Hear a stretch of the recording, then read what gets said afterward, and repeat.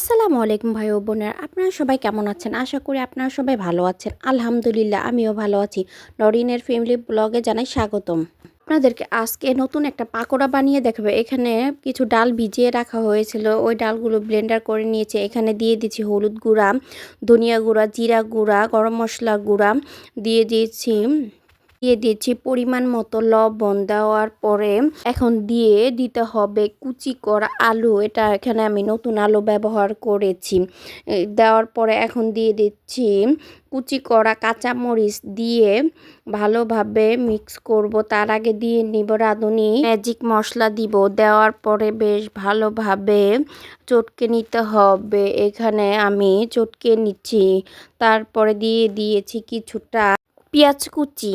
কাজুর মতো পাকোড়াগুলো এখন আমি তেলে ভেজে নিচ্ছি। এখানে ডুবো তেল দেওয়ার কোনোই দরকার নেই, তো অল্প তেলেই সুন্দর করে ভেজে নেওয়া যায়। আর খুবই মচমচা হয়েছিল এই চপটা, খেতেও বেশ ভালোই লাগতেছে। আমি প্রথমবারই বানিয়েছি, আমার নিজস্ব একটা রেসিপি। তো এইদিকে আমি বাচ্চাদের জন্য নুডলস রান্না করে নিচ্ছি। এখানে আমি অল্প ডিম দিয়ে নুডলসটা রান্না করেছি, রাতেও ডিম রান্না করা হবে তাই। এই যে এদিকে নুডলস রান্না করা হয়েছে, সবাইকে দেওয়া হয়ে গেছে। এখন আমি আমার ননদদের এবং মাইশার বাবা আমরা খেয়ে নিব। তারপরে খাওয়া দাওয়ার পরে এখানে আমি ডিম সিদ্ধ করে নিচ্ছি রাতের জন্য, পোলার সাথে খাওয়া হবে তাই। এখন আমি ডিমের কুরমাটা রান্না করে নিয়েছি। দেখতেও মাশাআল্লাহ খুবই সুন্দর হয়েছিল আর খেতেও খুবই ভালো লেগেছে। আজকে পোলাওটা বেশি একটা ভালো লাগেনি খেতে।